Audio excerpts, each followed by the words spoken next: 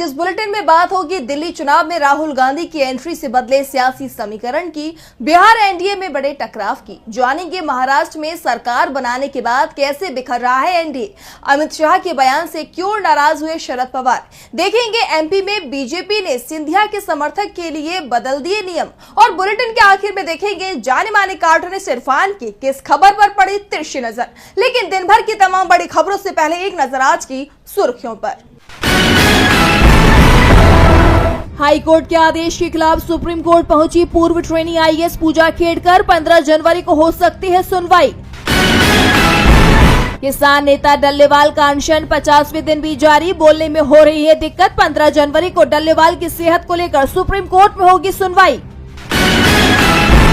भारत के लोकसभा चुनाव 2024 पर जुकरबर्ग के बयान ने बढ़ाई मेटा की मुश्किलें, संसदीय समिति भेजेगी समन। और तेजी के साथ बंद हुआ शेयर बाजार, सेंसेक्स 170 अंकों की बढ़त के साथ 76,500 अंक पर हुआ बंद। निफ्टी 122 अंकों की तेजी के साथ 23,208 अंक पर हुआ बंद। ये तो थी सुर्खियां। अब बात आज की सबसे बड़ी खबर की। दिल्ली विधानसभा चुनाव में कांग्रेस नेता राहुल गांधी ने आम आदमी पार्टी के साथ गठबंधन की सभी संभावनाओं पर ब्रेक लगा दिया है।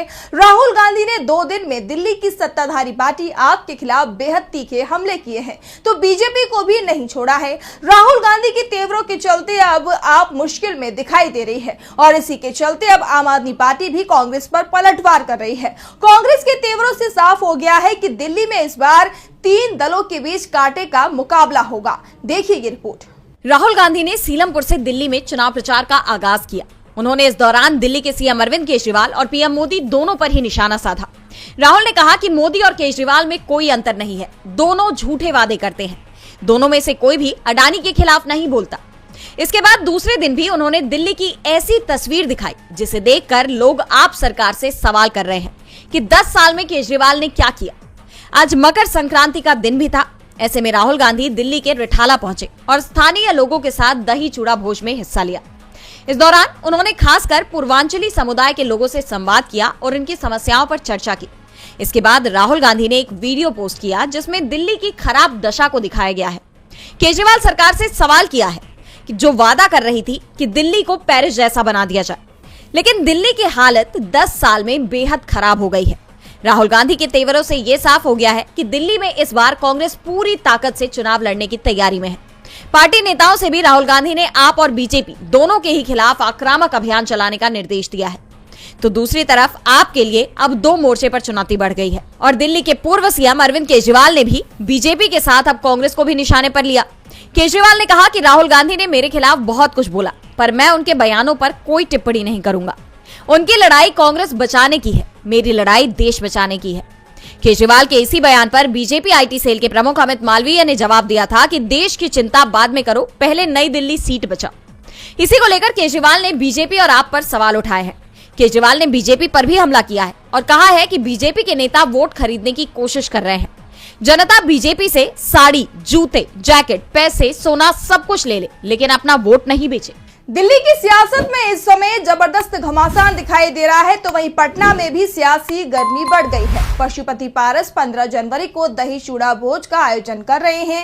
एक दिन पहले उनके भतीजे ने भी दही चूड़ा भोज का आयोजन किया, लेकिन चिराग पासवान के कार्यक्रम से सीएम नीतीश कुमार नाराज होकर चले गए। तो क्यों चिराग से हुए नाराज नीतीश, जानने के लिए देखिए ये रिपोर्ट। दही चूड़ा भोज को लेकर पहले से ही बिहार की सियासत में हलचल मची हुई थी।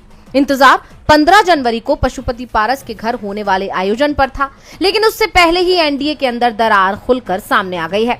खासकर नीतीश कुमार के साथ चिराग पासवान ने जो किया, उसने तो सियासी गलियारों में नई चर्चाओं को जन्म दे दिया है। जानकारों का कहना है कि चिराग ने बीजेपी आलाकमान के इशारे पर ऐसा किया है। दरअसल मकर संक्रांति के अवसर पर केंद्रीय मंत्री चिराग पासवान के यहाँ आयोजित दही चूड़ा भोज के लिए मुख्यमंत्री नीतीश कुमार पहुंचे थे, लेकिन बगैर कुछ खाए ही वापस लौट गए। नीतीश के पहुंचने के बाद भी चिराग वहां पर मौजूद नहीं थे और फिर बिना मिले ही एलजेपीआर ऑफिस से नीतीश कुमार वापस लौट गए।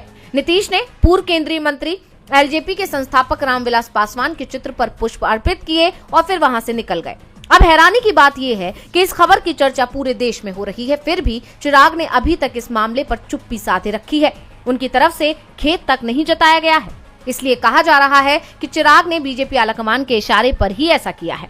ऐसा करके नीतीश को एनडीए से दरकिनार करने की रणनीति बनाई गई है। इसी के साथ ही अब सभी की निगाहें पशुपति पारस की तरफ से आयोजित किए गए दही चूड़े भोज पर टिक गई हैं। देखना होगा कि उनके कार्यक्रम से आने वाली तस्वीरें क्या संकेत देती हैं, क्योंकि इस कार्यक्रम में लालू यादव, नीतीश कुमार और राज्यपाल आरिफ मोहम्मद खान भी पहुंच सकते हैं।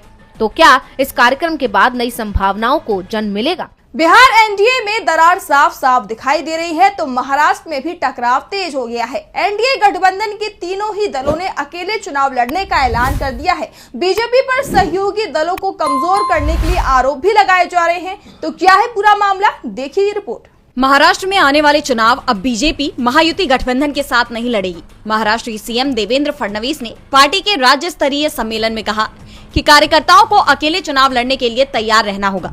बीजेपी विधायक ने कहा कि बैठक में फडणवीस ने साफ कह दिया है कि मई महीने में प्रदेश में निकाय चुनाव कराए जाएंगे।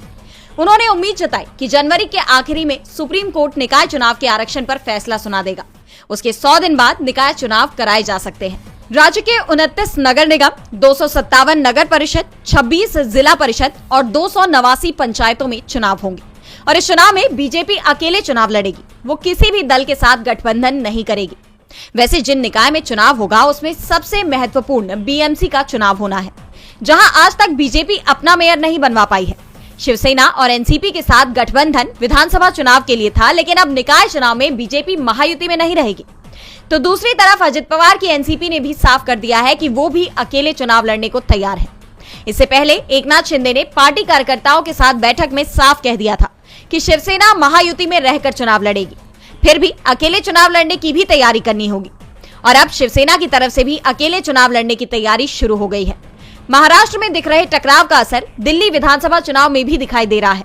अजित पवार की एनसीपी दिल्ली में बीजेपी के खिलाफ चुनाव लड़ रही है, तो एकनाथ शिंदे भी आधा दर्जन सीटों पर उम्मीदवार उतारने की तैयारी में जुट गए हैं।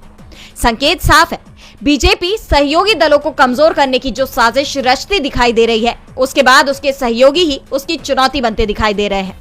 विधानसभा चुनाव के बाद से ही महायुति गठबंधन बिखरता दिखाई दे रहा है तो बीजेपी के नेताओं के तेवर भी बदलते दिखाई दे रहे हैं। अमित शाह ने उद्धव ठाकरे और शरद पवार के खिलाफ बेहद आपत्तिजनक टिप्पणी तक कर दी है, जिसे लेकर अब शरद पवार ने जवाब दिया है। तो क्या कहा है पवार ने, आइए देखते हैं इस रिपोर्ट में। भले ही महाराष्ट्र में विधानसभा चुनाव खत्म होने के बाद सरकार बन गई हो, लेकिन पार्टी नेताओं की बयानबाजी थमने का नाम नहीं ले रही है। इसी कड़ी में एनसीपी एसपी के प्रमुख शरद पवार ने केंद्रीय गृह मंत्री अमित शाह को बड़ी नसीहत दे दी है। दरअसल 12 जनवरी को अमित शाह ने शिरडी में बीजेपी के सम्मेलन में कहा था कि महाराष्ट्र में बीजेपी की जीत ने 1978 में पवार के द्वारा शुरू की गई विश्वासघात की राजनीति को 20 फीट जमीन में दफना दिया है, जिस पर पलटवार करते हुए पवार ने कहा कि इस देश ने कई बेहतरीन गृह मंत्री देखे, लेकिन उनमें से किसी को भी अपने राज्य से बाहर नहीं निकाला गया। उनका इशारा सोहराबुद्दीन शेख मामले में 2010 में शाह को 2 साल के लिए गुजरात से बाहर निकाले जाने की ओर था, जिसमें 2014 में शाह को सभी आरोपों से बरी भी अब कर दिया गया है। शरद पवार ने कहा कि 1978 में मैं सीएम था, तब राजनीति में पक्ष विपक्ष के बीच इतनी कटुता नहीं थी।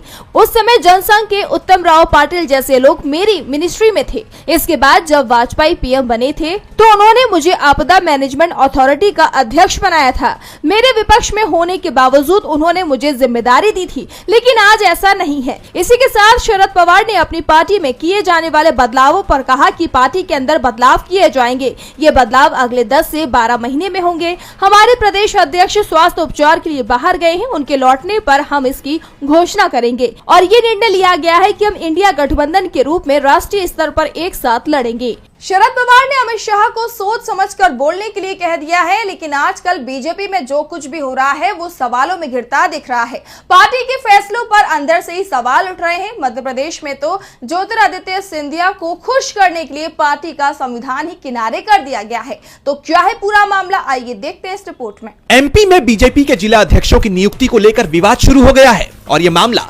शिवपुरी के नवनियुक्त जिला अध्यक्ष जसवंत जाटव को लेकर गरमाया हुआ है। आरोप लगाए जा रहे हैं कि जसवंत जाटव को जिला अध्यक्ष के पद पर नियुक्त कर बीजेपी ने अपने संविधान को भी ताक पर रख दिया है और कहा जा रहा है कि ऐसा करके बीजेपी ज्योतिरादित्य सिंधिया को खुश करने में लगी हुई है। दरअसल बीजेपी के संविधान की माने तो 6 साल तक सक्रिय कार्यकर्ता रहने पर ही बीजेपी नेता जिलाध्यक्ष बनने के योग्य होते हैं। और जसवंत जाटव की बात करें तो वो मार्च 2020 में कांग्रेस छोड़कर बीजेपी में शामिल हुए थे। यानी बीजेपी में शामिल होकर जाटव को बमुश्किल 4 साल ही हो रहे हैं और बीजेपी के संविधान के मुताबिक फिलहाल वो जिलाध्यक्ष बनने के योग्य नहीं है। इन आरोपों पर जसवंत जाटव का भी बयान सामने आया है। उनका कहना है कि वो इस मामले पर फिलहाल कुछ नहीं कहना चाहेंगे। ये पार्टी नेतृत्व का फैसला है और मैं इस फैसले पर कोई टिप्पणी नहीं करना चाहूंगा। बता दें कि जाटव पुराने कांग्रेसी रह चुके हैं और वो ज्योतिरादित्य सिंधिया के करीबी माने जाते हैं। और जब 2020 में सिंधिया ने कांग्रेस छोड़कर बीजेपी ज्वाइन की थी, तब सिंधिया के साथ ही जाटव ने भी पाला बदल लिया था। और अब जिलाध्यक्षों की नियुक्ति को लेकर बीजेपी पर अपने ही संविधान को ताक पर रखने का आरोप लगा है।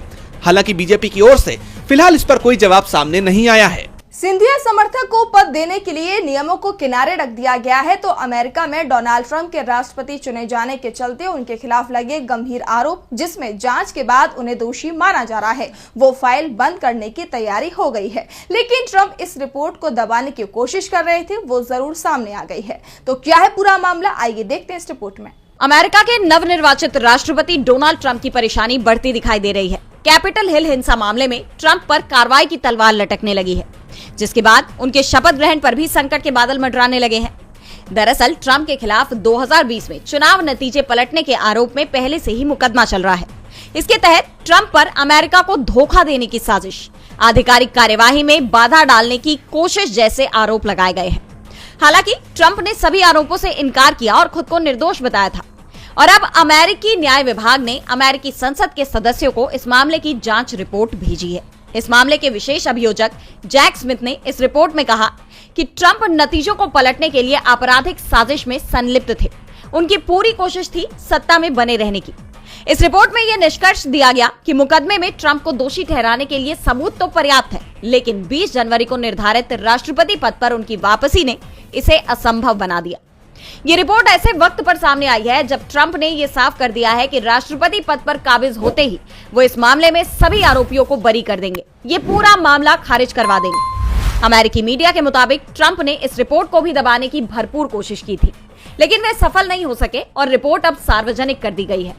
आपको बता दें कि ट्रंप के खिलाफ ये पहला मामला नहीं है। इससे पहले भी हश मनी मामले में ट्रंप को दोषी करार दिया गया है, लेकिन उनके राष्ट्रपति पद पर विराजमान होने के कारण कोर्ट ने उन्हें दोषी ठहराया और सजा के तौर पर बिना शर्त रिहाई दे दी। अमेरिकी इतिहास में ये पहली बार ऐसा हुआ है जब किसी पूर्व राष्ट्रपति को संघीय मामले में दोषी ठहराया गया है। ट्रंप एक मामले में दोषी ठहराए जा चुके हैं और अब एक और रिपोर्ट उनके खिलाफ आ गई है। साफ है कि इस बार अमेरिका को राष्ट्रपति के रूप में मिले डोनाल्ड ट्रंप की छवि दागदार हो गई है। तो वहीं प्रयागराज में इस समय दुनिया का सबसे बड़ा धार्मिक आयोजन चल रहा है। महाकुंभ में आज 3 करोड़ से ज्यादा लोगों ने डुबकी लगाई है। देखिए ये रिपोर्ट। महाकुंभ के दूसरे दिन भी प्रयागराज में श्रद्धालुओं का तांता लगा रहा। देश भर में आज मकर संक्रांति की धूम है और इस खास मौके पर प्रयागराज के संगम तट पर महाकुंभ का अमृत स्नान रहा। महाकुंभ का पहला अमृत शाही स्नान सुबह 6:15 बजे से शुरू हो गया था। वैसे तो अब तक इसे शाही स्नान ही कहा जाता था, लेकिन ये पहली बार है जब महाकुंभ में अमृत स्नान शब्द का इस्तेमाल किया गया। अखाड़ों ने ही ये नाम बदलने का प्रस्ताव दिया था। दूसरे दिन लगभग 3 करोड़ श्रद्धालुओं ने संगम में डुबकी लगाई। कुल 13 अखाड़ों में हर अखाड़े के स्नान के लिए 40-40 मिनट का समय तय किया गया था। अभय चेतन फलाहारी उर्फ मौनी महाराज दंडवत परिक्रमा करते हुए संगम पहुंचे और स्नान किया। वहीं कथावाचक जया किशोरी भी पहली बार कुंभ में स्नान के लिए पहुंची थी। उन्होंने कहा कि हम अपनी संस्कृति, धर्म और संस्कार पूरी दुनिया को दिखा रहे हैं, जिससे युवा आकर्षित हो और उनका ध्यान भगवान और भक्ति से जुड़ सके। इस दौरान श्रद्धालुओं पर हेलीकॉप्टर से लगातार फूल बरसाए जा रहे हैं। हाथों में तलवार, त्रिशूल और डमरू लिए सन्यासी, पूरे शरीर पर भभूत, घोड़े और रथ की सवारी, हर हर महादेव का उद्घोष। ये नजारा था संगम के घाटों का। लेकिन अब जब स्नान हो चुका है तो श्रद्धालु वापस अपने आशियाने की तरफ रवाना हो रहे हैं। ऐसे में रेलवे स्टेशन और बस स्टैंड पर भारी भीड़ हो गई है। प्रयागराज रेलवे स्टेशन पर तो पैर रखने की जगह नहीं है। भीड़ पर काबू पाने के लिए और कोई अप्रिय घटना से बचने के लिए लोगों को हॉल में ही रोक लिया जा रहा है और आने वाली ट्रेन के हिसाब से ही टुकड़ों में प्लेटफॉर्म पर भेजा जा रहा है, जिससे ज्यादा भीड़ न बढ़ने पाए। दोपहर से ही ये व्यवस्था की गई है। पूरी संगम नगरी सीसीटीवी सर्विलांस पर है और घाट 7 लेयर की सुरक्षा घेरों से घिरे हुए हैं। अगले 1.5 महीने तक प्रयागराज पर सिर्फ देश ही नहीं बल्कि पूरी दुनिया की नजर रहेगी। आज सोशल मीडिया से लेकर आपके चलते फिरते जीवन में भी पत्रकारिता के बुरे दौर की चर्चा होती है, क्योंकि जिन लोगों पर सूचना देने की जिम्मेदारी है वो आपके लिए नहीं बल्कि कॉरपोरेट और सरकारों को फायदा पहुंचाने में लग गए हैं। विज्ञापन मॉडल को खारिज कर आप इस बीमारी को दूर कर सकते हैं और अपने नारे को बुलंद कीजिए। मेरे खर्च पर आजाद है खबरें।